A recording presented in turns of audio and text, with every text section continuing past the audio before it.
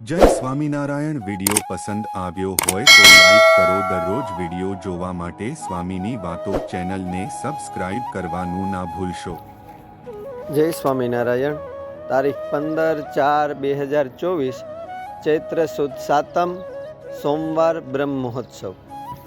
એક સમયે બાલપ્રભુ શ્રી ઘનશ્યામજી પિતા ધર્મદેવ સાથે કોઈ કારણોસર ફિરોજપુર ગામે ગયેલા. તે વખતે ભક્તિ માતાના બહેન માસી વસંતબાઈ તેમના પુત્ર વસ્તી મણિધર સાથે આવ્યા. થોડી વારે બીજા બહેન ચંદનબાઈ પણ તેના પુત્ર સાથે તરગામથી આવ્યા અને બોલ્યા, ઘનશ્યામ ક્યાં છે? કેમ દેખાતા નથી? શું ખેતર ગયા છે? ભક્તિ માતા કહે, ના ના, તેના પિતા સાથે ફિરોજપુર ગયા છે, હમણાં આવશે. એમ બોલી રહ્યા ત્યાં તો થોડી જ વારમાં બાલપ્રભુ ઘનશ્યામ અને ધર્મપિતા પરત ઘેર આવ્યા.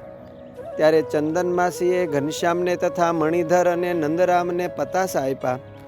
સુવાસિનીબાઈ ત્યારે રસોઈના કામમાં હતા. રસોઈ તૈયાર કરી સૌને સાંજનું ભોજન જમાડ્યા અને સૌ વાળું પાણી કરીને ભગવત સ્મરણ કરીને સૂતા. સવારમાં વહેલા ઉઠી વસંતબાઈ દાણા દળવા ઘંટીએ બેઠા. તે સાથે પ્રભાતિયા ગાવા માંડ્યા.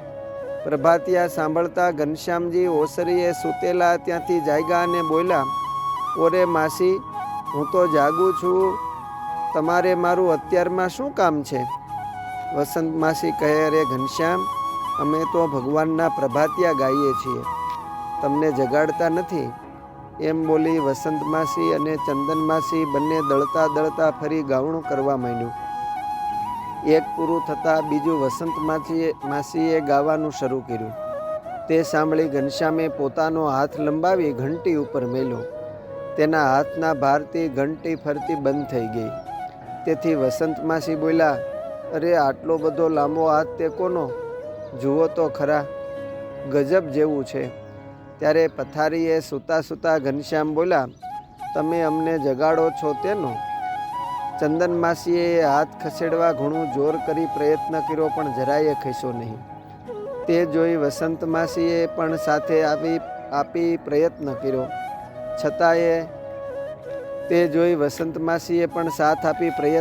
છતાંય એ હાથ ન ખસતા. આશ્ચર્યથી તે હસીને બોલ્યા કે અરે મોટા બેન, ભક્તિબેન, જુઓ ને, આ ઘંટી ઉપર ઘનશ્યામે હાથ રાખી અમારું કામ અટકાવ્યું છે.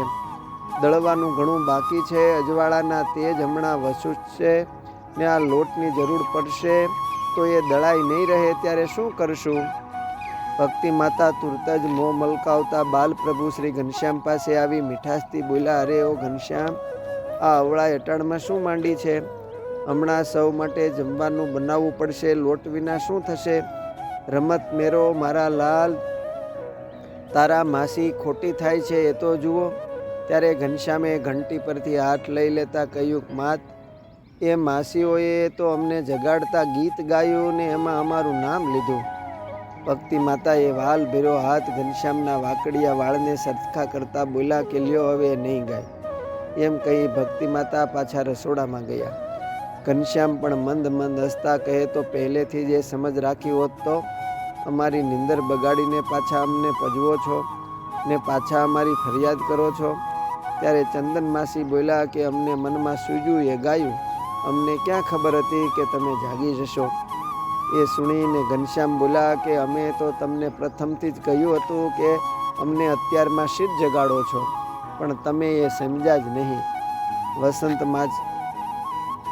વસંત માસી પણ આશ્ચર્ય થકા બોલી ઉઠ્યા કે હા હા, પણ ઘનશ્યામ, અમને ક્યાં એવી સમજણ હતી કે એ ગીત ગાતા વચ્ચે તમારું નામ આવતા જાગી જશો.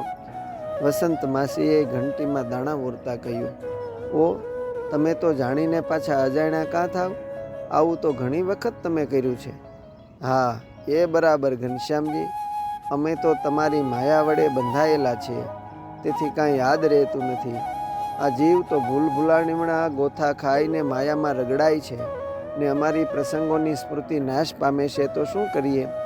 ગદગદ કંઠે પોતાના હૈયાનો અપરાધ કબૂલી ચંદન માસીએ ઘંટીએ દાણાની મુઠ્ઠી ભરી ઓરતા કહ્યું. દરણું દળાઈ ગયું. એ વખતે બાલપ્રભુ ઘનશ્યામ ઉઠાને નિત્યક્રમ કરવા લાગ્યા. તે વખતે રસોઈ ઘરની બહાર નીકળતા સુવાસીની ભાભી ઘનશ્યામ પ્રત્યે વ્યંગ કરવા લાગ્યા. લ્યો હવે તમે ઘનશ્યામને ચીડવોમાં, તમે સૌ સૌનું કામ સંભાળો, એમ ભક્તિ માતાએ કહ્યું ને ઘરના સૌ ચૂપચાપ ઘરકામમાં વળગ્યા. અસ્તુ. જય સ્વામિનારાયણ. નારી રત્નોમાંથી. જય સ્વામિનારાયણ. વિડિયો પસંદ આવ્યો હોય તો લાઈક કરો. દરરોજ વિડિયો જોવા માટે સ્વામીની વાતો ચેનલને સબસ્ક્રાઇબ કરવાનું ના ભૂલશો.